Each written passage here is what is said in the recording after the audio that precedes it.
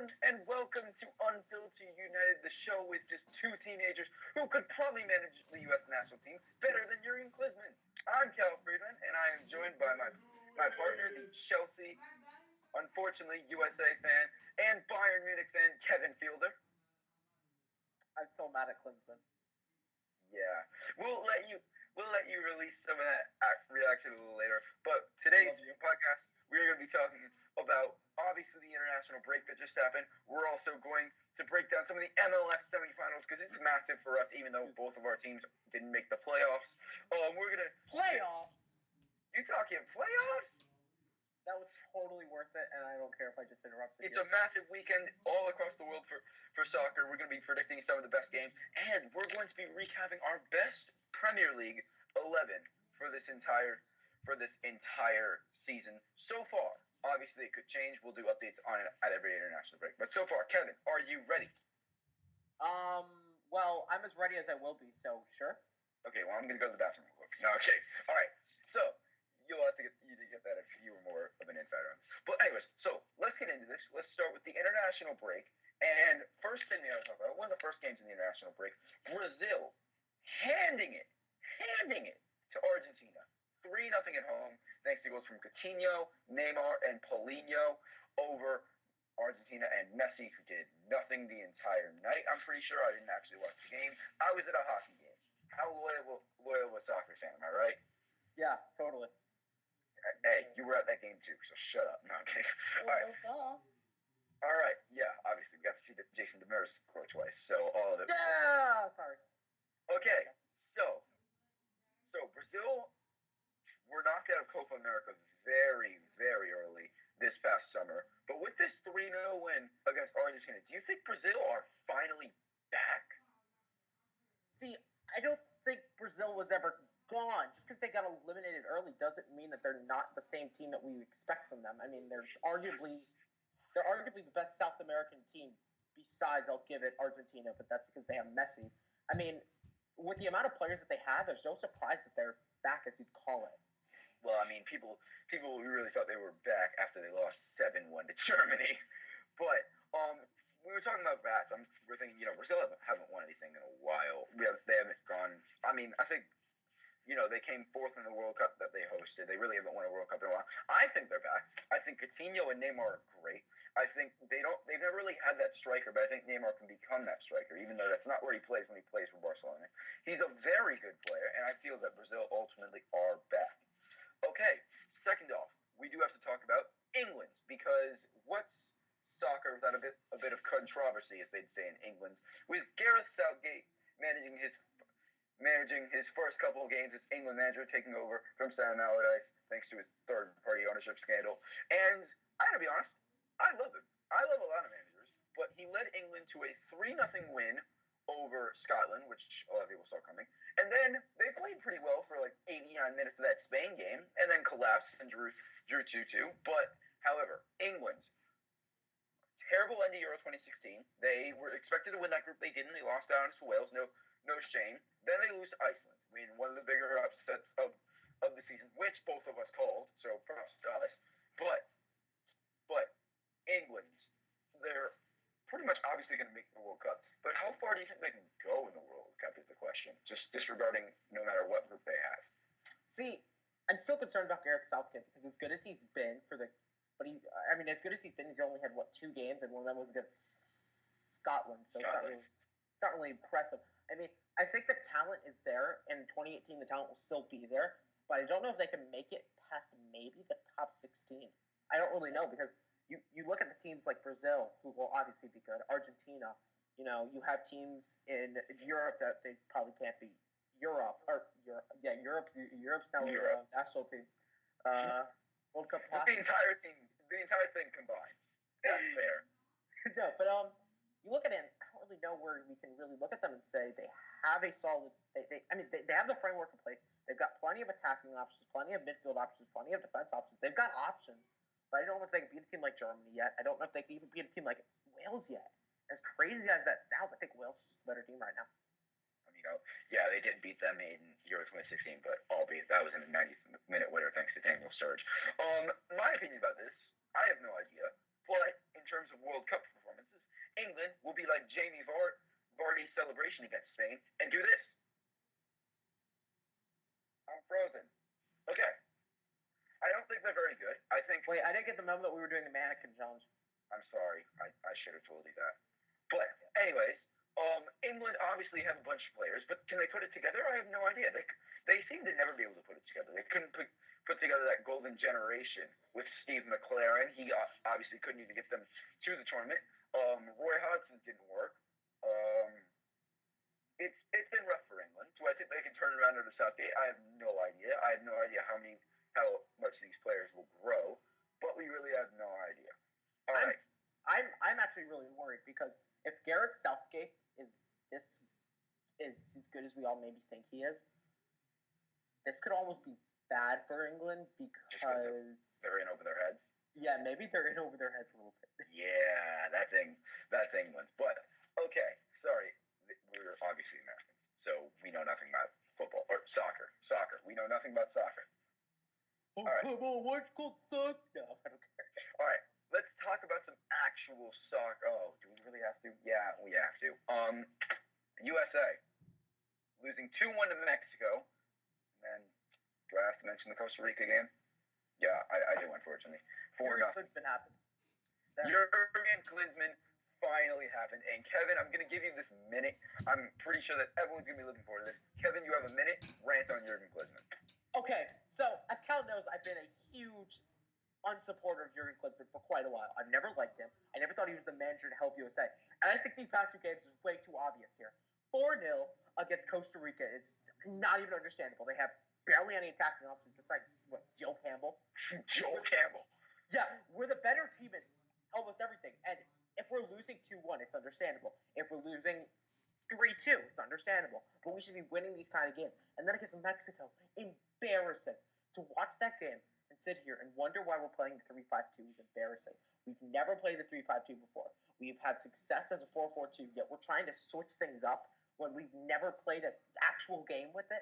It's completely asinine. We have plenty of players and plenty of positions who can win these games. We've got plenty of European talent, but the fact that Jurgen Klinsmann is our manager is getting me pissed off, especially when we have American managers available. Caleb Porter, Bruce Arenas, plenty of people who could take this job and do it 20 times better than Jurgen Klinsmann has. All right, before this podcast goes on for another 30 minutes of Kevin ranting, I'm going to make my point on this. And I've supported Klinsmann because he's gotten results in big tournaments. He got us past that group of death in the World Cup. He got us to the semifinals of the Copa America before we were fucking shat on by Lionel Messi. Oh, what a great game that was, wasn't it? Yeah, proud to be an American that day. I've supported him just because he got the results. Now, what I've seen recently is terrible. Now, I'm going to use an example of a manager who I truly believe is one of the best managers in the world. He said it's hard to change a winning team. He hasn't changed his winning team for a very long time, and he just won Premier League Manager of the Month. Antonio Conte is running. Kevin's going to start jacking off as I'm saying this. He's ran players like Victor Moses, who couldn't even make the Chelsea team for like the last 4 years. Marcus Alonso.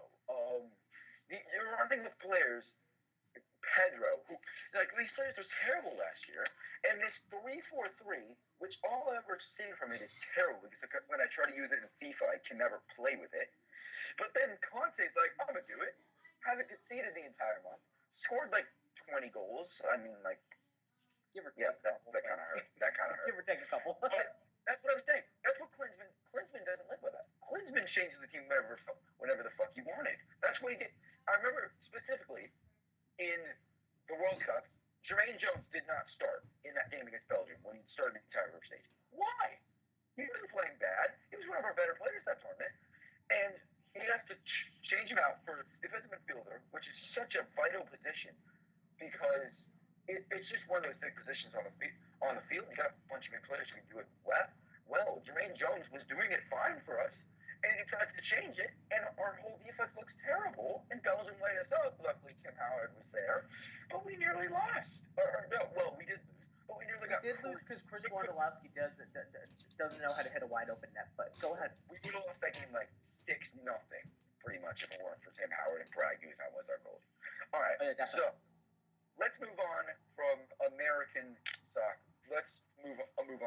American National Soccer and start talking about inside the Americas in soccer. Let's talk about the MLS. We've reached the semifinals. We're nearly there.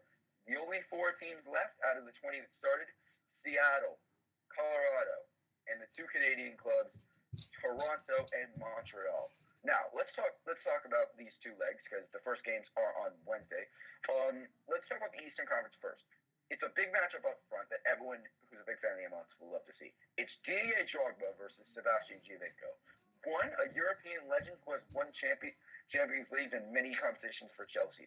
One, a flop Juventus, but somehow is off. So, question is, who do you think over the 2 legs scores more, Drogba or Giovinco? Now, I think it's going to be Giovinco because not only is he a little bit younger, he's just played better in the MLS. He's been able to more customize his game to the MLS a little bit more. He's looked more impressive in the MLS. I don't know whether or not Didier Drogba will get the same impact that we are thinking that he will. So, give me Giovinco. Yeah, see, I don't know, because Giovinco is also a very good playmaker. We'll get onto this a little more. I still think Giovinco will do it, but actually, I'm going to say these 2 are even, because I think both of them will score. I'm going to say both of them score once. I don't know how I feel about Giovinco continuing this, but I do feel he'll step up in another way. And speaking of that other way, let's talk about this right now. Josie Altidore. He's been injured as many times you remember. He's flopped in the Premier League. Now he's back at Toronto, healthy, and has been lighting up the second half of the season. Kevin Fielder, with Clint Dempsey sort of leaning towards retirement, but he's not really being played by Klinsmann right now. He maybe will be played by the next manager. If Josie Altidore scores again in one of these 2 games, is he the American first-choice striker? Well, Josie Altidore, implying that we run a 2-striker formation, should always be the first choice along with Bobby Wood. They seem to complement each other better. I don't know whether or not there's a better striker out there for this team than Altidore and Bobby Wood, really. See, what I love about Altidore is he's almost that perfect mix between, I'm trying to think of a rather fast striker, but not like Aubameyang. He's that perfect mix of, Romelu Lukaku and Adebayo Akinfenwa. Pretty much beast and quite fast for how he looks. Obviously, I mean, you can almost compare him to Lukaku or Costa. I mean, I'd compare him to Lukaku just because of his build. And he's not as good, let's be honest. No comment? All right, great. Okay, so let's move on to the Western Conference. In my opinion, it's almost set in stone. It's Colorado who are missing their 2 best players due to just bad injuries, really. Tim Howard being injured, not even playing for them, and Gashi being injured in the game where he scored probably one of the best goals of the season in the playoffs. That goal was amazing. That goal was awesome, man. That's what some people don't get. It is the MLS, and it's not a great league. But great goals can still happen. But, all the goals are good. But anyways, because we have terrible defenders. But anyways, with no Tim Howard and no Gashi, do Colorado have any hope of beating Seattle? Yes, because, and I look at it this way, Clint Dempsey is towards the end of his career. I still suspect about the defense of Seattle, despite them having a really good game against FC Dallas. And earlier this season, there were thoughts about them not even making the playoffs. We're talking about a team that, 10 games in, we were talking about. So who are they going to take with the first pick of the MLS draft? Yeah, but just lucky there's no relegation in MLS because you'll all be going down. So I think, and you'll always have to trust a team like Colorado because even if they're missing these players, they're such a good team.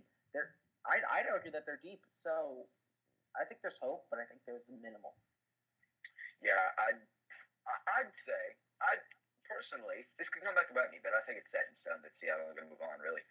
And yes, Clint Dempsey's running towards the end of his career. But one player who I'm going to mention in the next question, but first I'm going to mention now, I feel Jordan Morris is finally going to break out. He's been so inconsistent all season. I've been waiting for him to impress me and finally say, all right, this dude is good. This dude should be considered one of the better strikers in the league. I mean, he impressed me when Seattle played Orlando because all he did was just sweat at Dempsey in front. But I can do that, so. Exactly. He's never really really impressed me. He's very inconsistent. He doesn't score a lot in big games. He's been, like, you're a Timbers fan. How many times more scored against you? I don't think he scored this year against us, if I'm not mistaken. I remember he texted me, like, saying he missed a sitter. Yeah, there was one play where I think Gleason completely missed the ball, and he was just wide open net and just somehow missed it. Yeah, I think he needs to have a big series, and I think he will, and I think they will go on to beat Colorado. Unfortunately, because I would have loved to see Colorado possibly win the final with Tim Howard. Okay, so one player who we're going to talk about now, Nicholas Ladero, joins the league after an unbelievable season in Argentina for Boca Juniors. And I just said Argentina, didn't I? Yeah. Yeah, all right, I'm going to correct myself and say Argentina. He's Uruguayan. He's, in my opinion, he should be Uruguayan international. I don't know whether he is or not. I don't think he is, but I can. No, I don't think he is. Don't quote me on the phone. Yeah, don't bother. If Seattle go on to win, just to go into the finals, is he MLS MVP, or is he at least a contender for MLS MVP? He's definitely a contender, and I would almost consider giving it to him if they make the final and even win the final, because I don't think this season happens without Ladero. I don't know if it even happens if there's a thought about him, because he's been their best player all year. He's been really consistent when I thought he wasn't going to be that consistent. See, I saw him in this league. I'm like, wow, I didn't expect Boca Juniors to give up a guy like Ladero who did so much for them in the Argentinian league. I'm like, oh my God, this guy's going to fix it for Seattle, because Seattle has been running Dempsey as more of an attacking midfielder when Dempsey has never been an attacking midfielder. He's a striker. He's a forward. He always has been. It's like what Wayne Rooney is, but except Clint Dempsey isn't as creative as Wayne Rooney is, and actually still knows how to score goals. But I honestly think he could be considered. I think it's going to be hard for him to win over David Villa or Giovinco, but I honestly think he should be considered. If Seattle win, if Seattle beat Toronto in the final, that's not my prediction, but if they can somehow beat Toronto, I think he's honestly considered for the best player in the MLS this season, even though he only spent like half the year in the MLS. Yeah, I'd agree with that, yeah. All right, so one last thing before we move on. Just general prediction, what's your MLS Cup final? Give me Seattle, Toronto wins. I'm going to say, I'd love to see Toronto win. But just knowing MLS, give me Seattle, Toronto, and Seattle wins somehow. Yeah, now that I think about it, that's somehow going to happen, and we'll all be surprised. But yeah, probably. But I would love to see Toronto. They joined the MLS 13 years ago. Haven't won anything. They didn't make the playoffs until this year.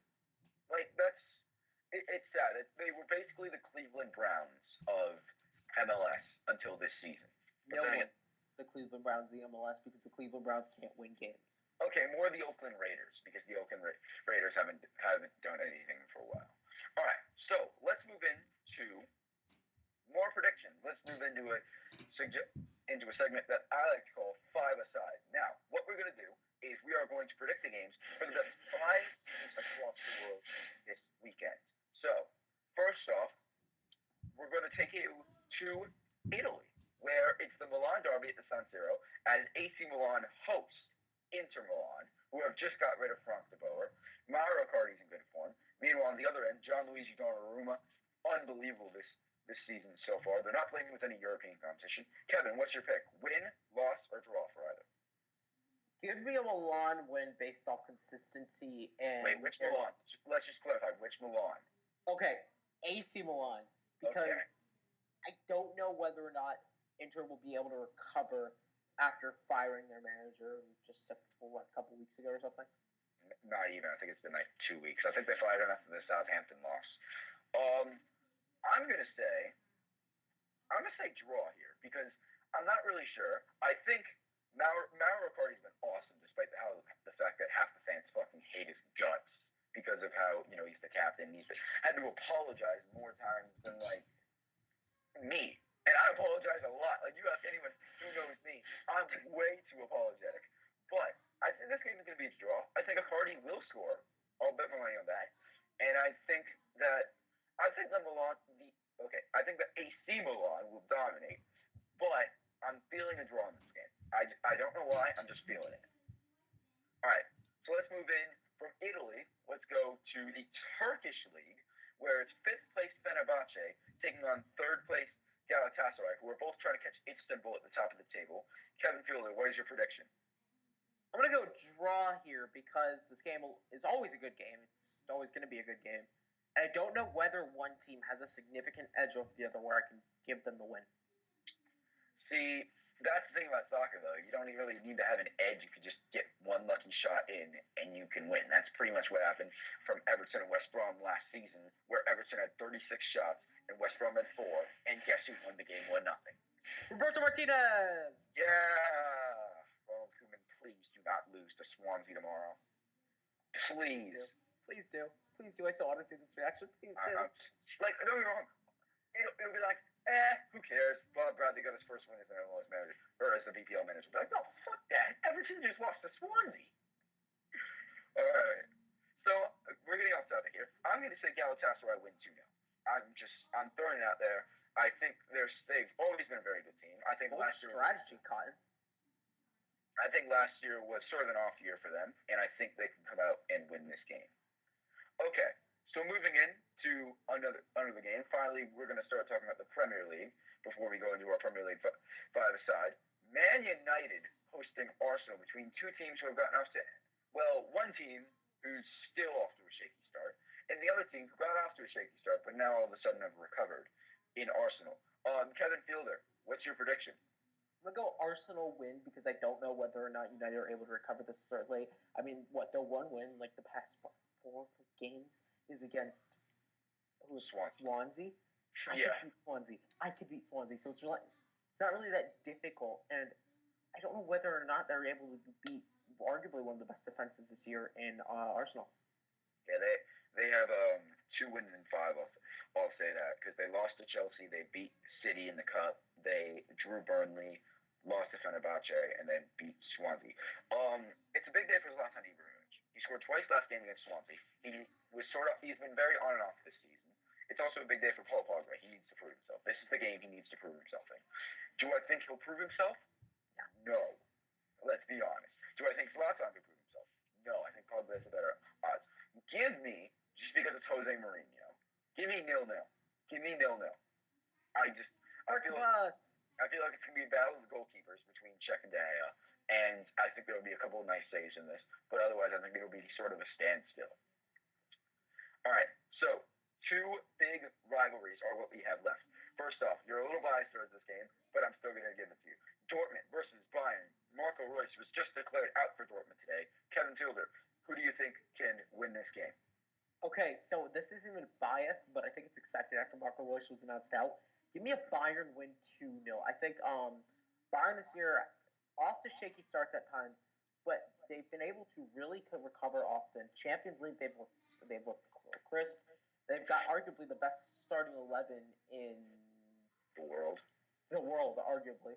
I mean, you can give Barcelona an edge because they have the best 3 attackers in the world, but it's not really fair. Yeah, exactly. Attackers don't win games. Well, sometimes they can.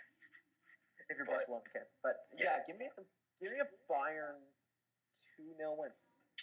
I'm gonna say this game is gonna be high scoring. This game never seems to be, or it's either really high scoring towards one team when Bayern routed Dortmund last year at Allianz.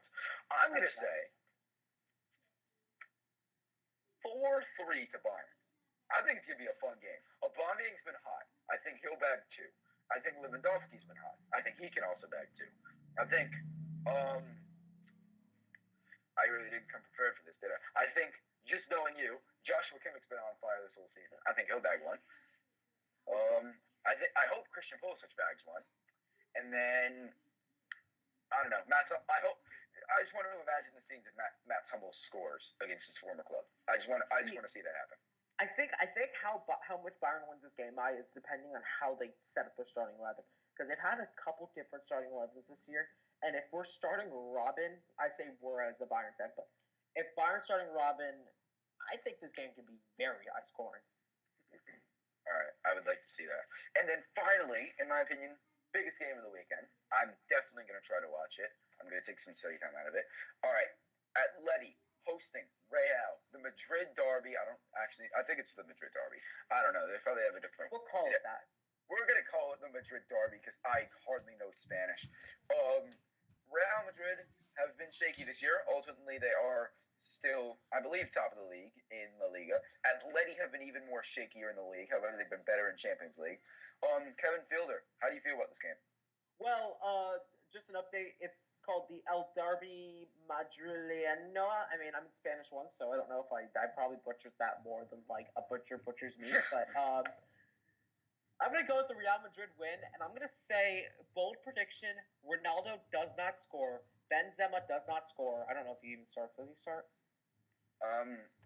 Yeah, I think he does. We'll say he does for this. Even then, Morata doesn't score. Give me 2 goals by the defense to win this game. All right. Hold on a second. I'm just going to write something down. I need to memorize my team of the season right now. Yeah, I really did not come prepared for this. I didn't either. I'm gonna say surprisingly, rout 3-0 Atletico. I'm not feeling it from Real Madrid this season, even though they are unbeaten in the league. And Atleti need this win so much more than Real Madrid do. Obviously, Real Madrid could go 9 points clear of Atletico with a win. Atleti can't allow that. Atleti won't allow that. Atleti can't allow that at home. I think Atleti needs this win after losing to Sociedad before the end of the season, before we go into international break. I didn't mean end of the season, but just end of that segment of the season. I think they need this win. I think they're going to come back fresh. And even Griezmann is cleared to play. He's going to play. He's going to score. And Atleti are going to go on and surprise everyone and cream Real Madrid. That's just my opinion, though. I want you guys to bold predictions. I want you guys to leave a comment down below. Who do you think is going to win those 5 games? And we'll find out next week when we do this podcast again, hopefully. But for now, I think it's time we move into the most fun part of this segment of Unfiltered United, Premier League Team of the Season as of now. So we have our best 11 of the season in a 4-4-2 formation, and we're basically going to run through all of them, see whether we disagree or agree. Don't worry, guys. I tried for the 3-4-3, but he wasn't having any of that. He also was trying to probably put every Chelsea player in the world in there. Who says they didn't do that? Left reserve, Chalaba. You mean Nathaniel? He's been pretty good. No, his brother. Yeah, Travell, bro. All right. So, without further delay, let's get into the Premier League team this season. We're going to start in the goalkeeper. Kevin, would you like to start or should I start? Up to you. All right, I'll start. In goal, I have England's maybe future number 1, Tom Heaton. Should be the number 1 right now. True. Tom Heaton. He's been smashing it for them, for Burnley. He's kept them in so many games. He kept them in the Everton game. He kept them in the Palace game. He practically... I mean, they obviously didn't win the game, but he practically won the game against Manchester United. The fact that Manchester United could have like 36 shots and they can't score 1 at home. I really love numbers in the 30s. I really do. But Heaton, great season so far. Can he continue it? No idea. But if he does, I think he could be considered as probably the best goalkeeper in the Premier League this year. Kevin Fielder.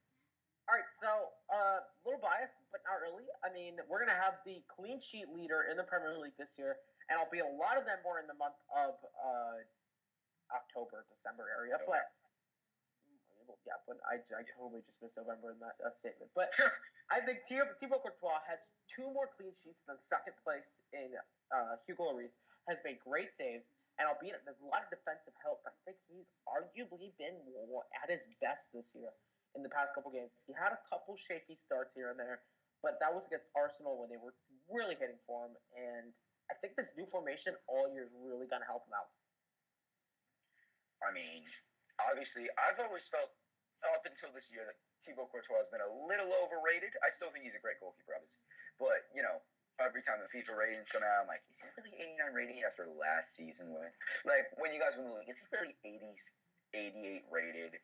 After you guys practically parked the entire season, and then this year, is he really 89 rated after that season for Chelsea? Now I think he sort of deserved it. All right, so let's move into the center backs. I'm gonna start again. I've gone for one of those players who's definitely giving some defensive help, and I'll admit I've been completely wrong about so far. David Luiz and Toby Alderweireld. Alderweireld, I feel, is one of the best defenders in the world, really. And to think that he could have been one of Atletico's defenders right now, or one of Southampton's defenders right now, or if he'd stayed at Southampton, one of Liverpool's defenders right now. But, I knew that was coming. I knew that was coming. Honestly, you could probably consider him, like, in my opinion, the top 8, top 10 best center backs in the world right now. I think he's been that good. He's been injured recently, which kind of hurts Spurs. Obviously, it hurt them when Kevin Wimmer headed the ball in his own net in that North London derby. But I feel he's definitely one of the best defenders in the world. David Luiz, man. David Luiz. I watched him when we played him, albeit we were shit in Everton. But I'm looking at him like, okay, can this guy stop? Like, can we have John Terry back in there? Like, he's the perfect mix of what you'd want in a defender. Fast, strong, capable of winning headers, just everything you want in a defender. And finally, nutmeg proof.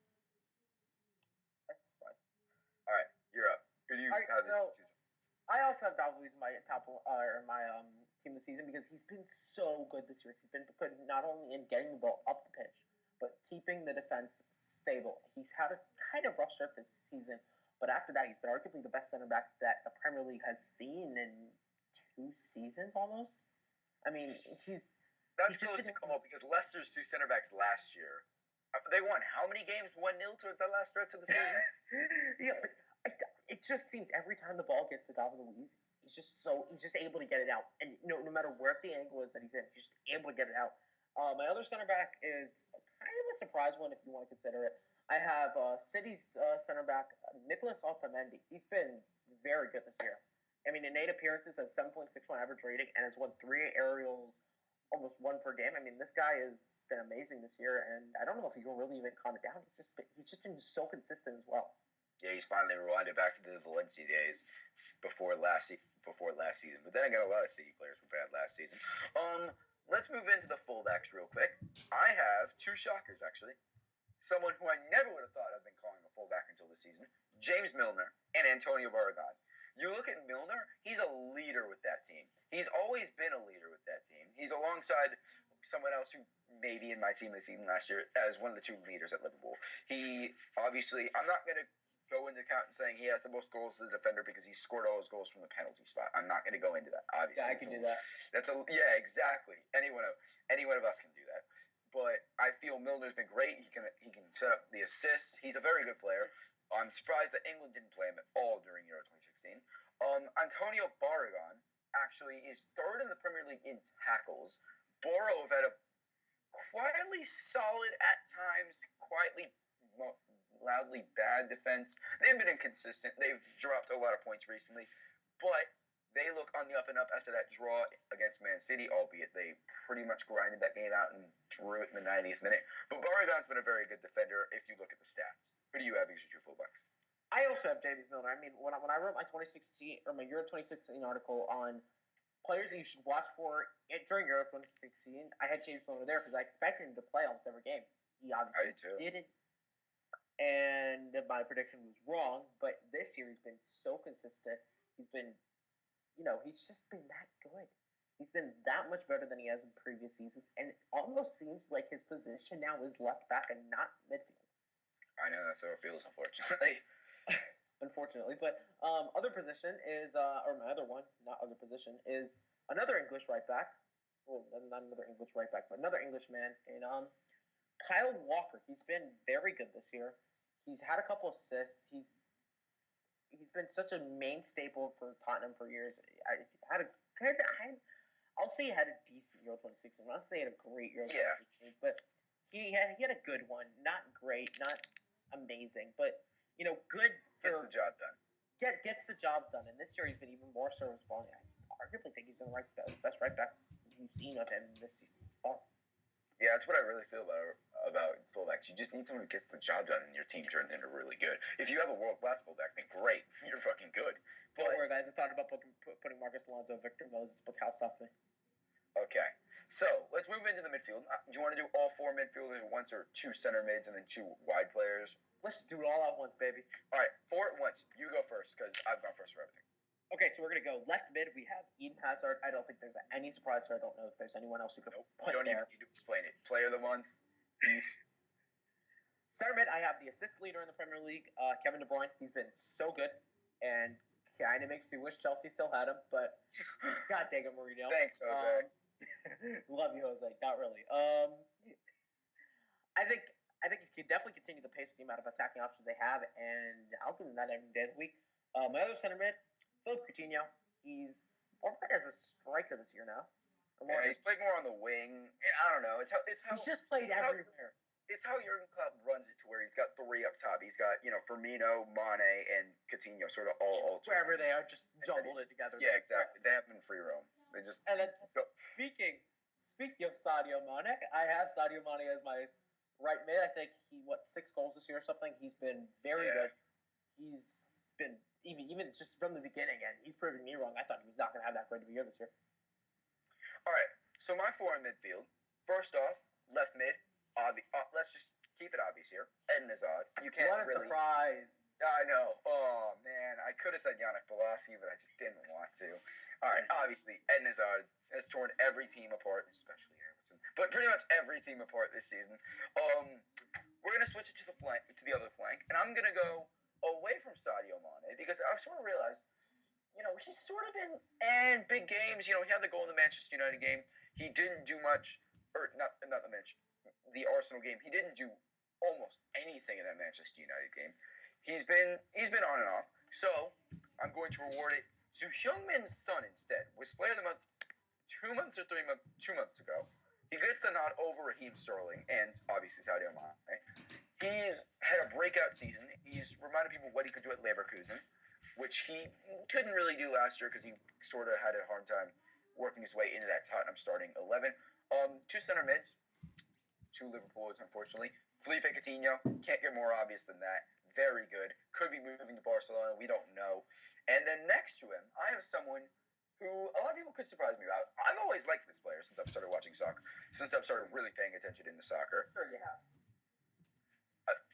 Well, I haven't liked him because he plays for Liverpool, but I've always respected the way he plays, and it's someone who basically you can call a quieter and N'Golo Kante. Jordan Henderson is off to a great start this season.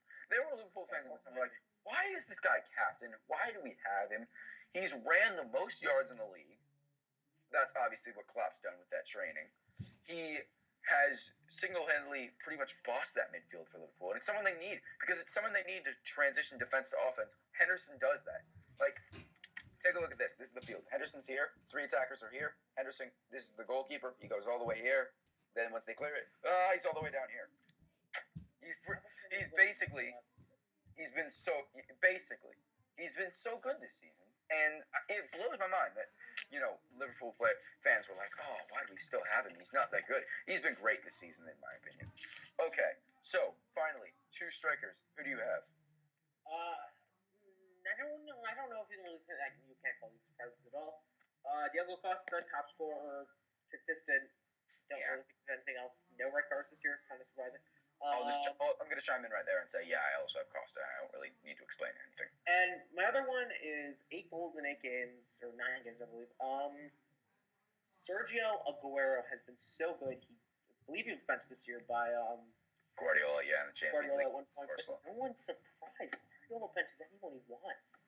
But Sergio Aguero has been arguably the best just pure scorer this year. He can score from almost anywhere on the pitch, and I think there's no one else that can really take it. Okay, now, here's my situation. I'm torn between 3. I'm torn between the biased option, the option Kevin just said, and Alexis Sanchez. Now, Sanchez has been very good. He's been being played up front as a striker. It's finally worked for him. But obviously, Sanchez gets off to a hot start. But you know what? That's what we're basing it off of.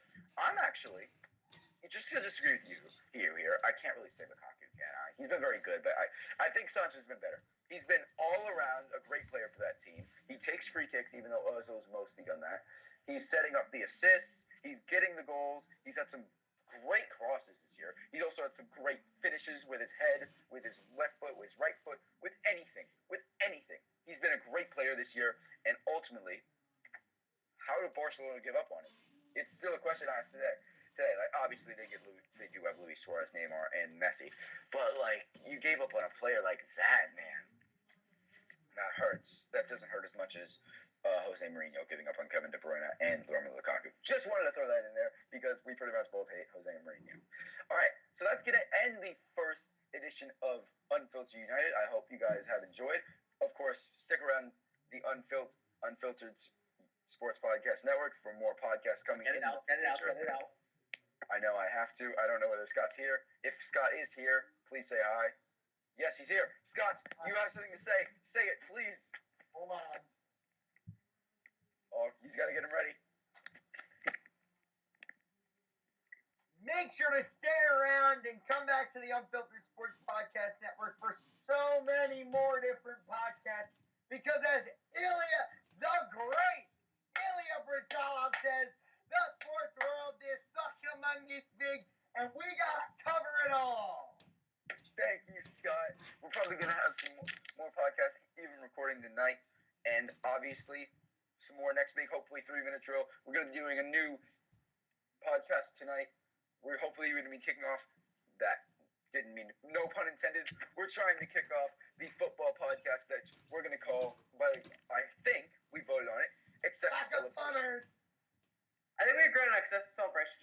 Excessive. Oh. Just like I make jokes on Antonio Brown working. All right. So that'll conclude the podcast. We thank you guys for watching the first episode of Unfiltered United. For Kevin Fielder, Scott Fingeroff, I'm Cal Friedman. See you next time. Peace. It's the only funny game. Why you Come on, Everton. It's the only game. Why you have to be mad? All right, we're done.